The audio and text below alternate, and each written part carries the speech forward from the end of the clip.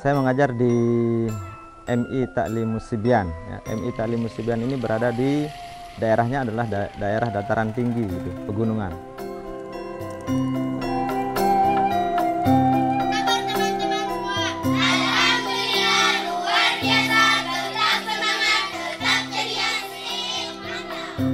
Pendidikan itu amat sangat penting.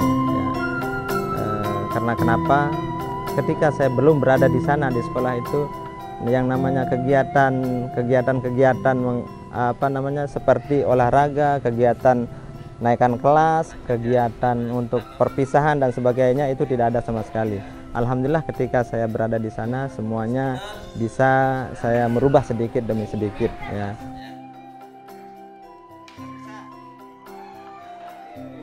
Jadi memanfaatkan apa yang ada itu juga yang dibawa oleh beliau untuk menularkan kepada teman-teman guru bahwa memanfaatkan alat atau istilahnya alat peraga seadanya beliau ajarkan juga.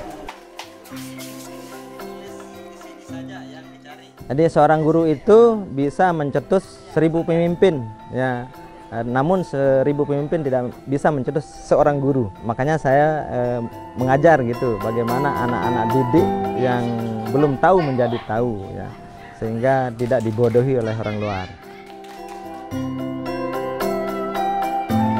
Allahumma sholli seperti yang kita ketahui, nggak semua masyarakat prasejahtera bisa mengakses pendidikan keluarga, gitu. Banyak keterbatasan-keterbatasan yang dimiliki oleh masyarakat prasejahtera untuk mendapatkan informasi tentang bagaimana mendidik anak dengan baik, bagaimana mengelola keluarga dengan baik. Nah, ini yang kemudian mendorong Dompet Duafa untuk membuat satu program yang bernama Rumah Momong, yang tujuannya untuk memberikan akses yang lebih luas kepada masyarakat prasejahtera.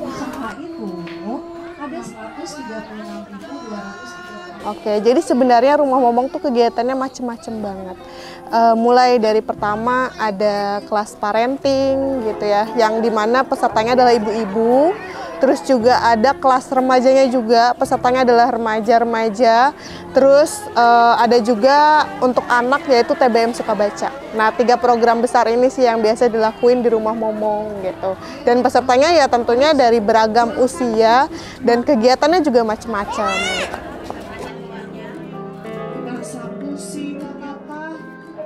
Senang ibu tuh ngelihatnya, terus pada sorak-sorak ibu-ibunya, nggak jenuh gitu. Terus hatinya yang lagi lemah tuh bangun kembali, gembira.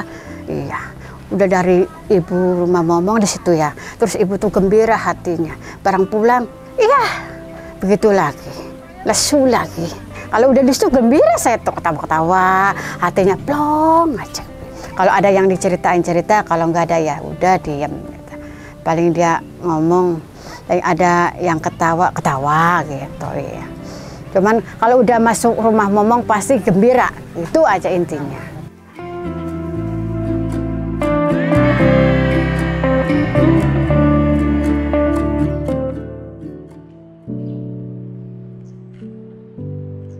Hari ini saya ada jadwal kontrol Fatih di ahli gizi RST Dompet Duafa Parung. Di umurnya Fatih yang udah 2 tahun 6 bulan itu, dia berat badannya sangat kurang, terus perkembangannya juga sangat lambat. Jadi waktu itu sih didiagnosanya terduga stunting. Jadi ya inisiatif dari Posyandu saya nanya, ini kemana Bu? Saya bilang gitu. Akhirnya dari Posyandu disuruh ke puskesmas. Puskesmas kita dirujuk ke rumah sakit. Dan berakhirnya di sini di RST.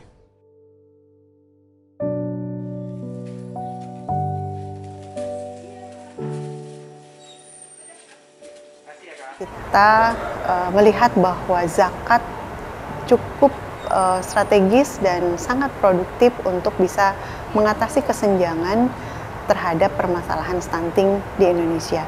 Dana zakat bisa berkontribusi dalam pemenuhan asupan nutrisi dengan gizi seimbang, lalu pendampingan dan pemberdayaan masyarakat, misalnya akses jaminan kesehatan, lalu rujukan, ya, termasuk juga pemenuhan saran dari tenaga medis yang memang belum sepenuhnya bisa dipenuhi oleh pemerintah.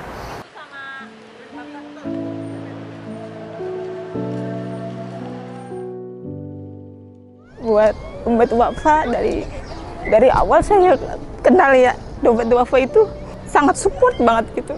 Jadi saya benar-benar jadi kayak ketolong gitu Kak. Mungkin kalau saya nggak kenal dompet wafa gitu, belum tentu anak saya bisa seperti sekarang.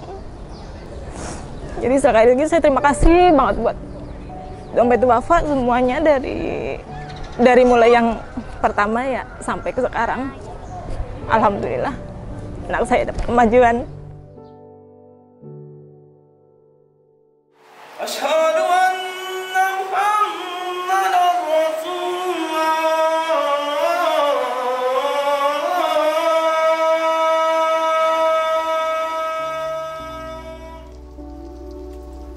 Kelompok FHQ itu menyatukan kita, menyatukan seluruh santri yang ada dalam satu kelompok meskipun mereka berasal dari latar belakang sosial yang berbeda-beda.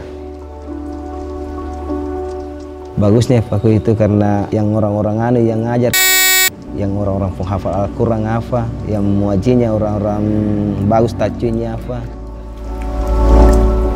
Alhamdulillah kalau sudah membaca Al-Quran kayak di dalam hati kayak terasa enak di kurasa, batin tidak terlalu gelisah lah. Tenang.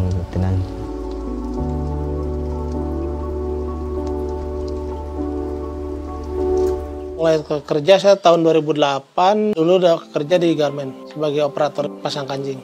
Duka-dukanya mah waktu pertamanya tuh pada ngeliatin gitu kan, kayak gimana gitu kan. Nah, lumayan bener juga kan, pertamanya mah gitu, tapi kesini-kesininya mah alhamdulillah.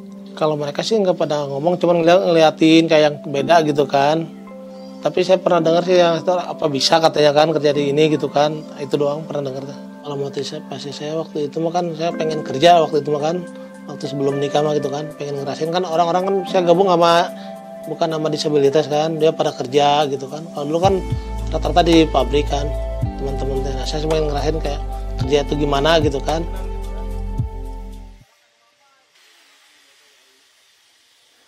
Kalau terjun ke bengkel sih udah lama kan, dulu mah di mobil gitu kan, karena bapak dulu punya ini kan, angkot waktu masih ada kan, jadi sering lihat apa bantuin gitu kan. Nah dari situ jadi hobinya. Jadi langsung terus gitu bengkel motor, teman ngajakin gitu kan, mau ngajuin katanya, udah nyoba-nyoba gitu kan tadinya. Alhamdulillah. Bukannya masih kalau ini mah kan kadang orang nggak percaya gitu kan, bisa bongkar gitu, kadang minta yang lain gitu. Minta dibongkarin yang lain gitu kan, ini enggak ini gitu kan ya. Tapi kalau sukanya sih jadi enak sih, jadi kita kan tahu gitu kan, bisa bongkar sendiri apa gitu.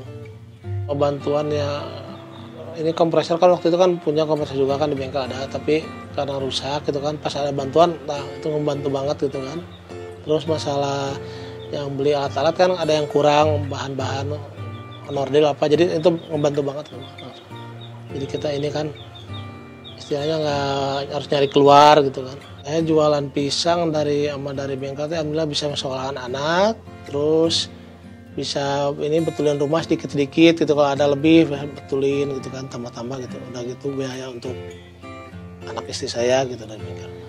Kang Untung ini masuk ke intervensi program kami, yaitu program pemberdayaan keluarga mandiri yang mana di dalamnya ada keluarga tangguh. Nah, kami melihat ketangguhan beliau dari sisi beliau ini seorang kepala rumah tangga dengan keterbatasan fisiknya, dengan 2 orang anak dan istri. Beliau mampu untuk menghidupi bahkan menyekolahkan keluarganya dengan kondisinya seperti ini, tapi ada ketangguhan untuk keluar dari zona nyamannya beliau sebagai disabilitas, dan itu mampu beliau buktikan dengan usaha-usaha yang beliau lakukan selama ini. Dan ini menjadi salah satu pertanggungjawaban kami kepada para donatur bahwa zakat yang Anda sampaikan ke dompet duafa insya Allah tepat sasaran.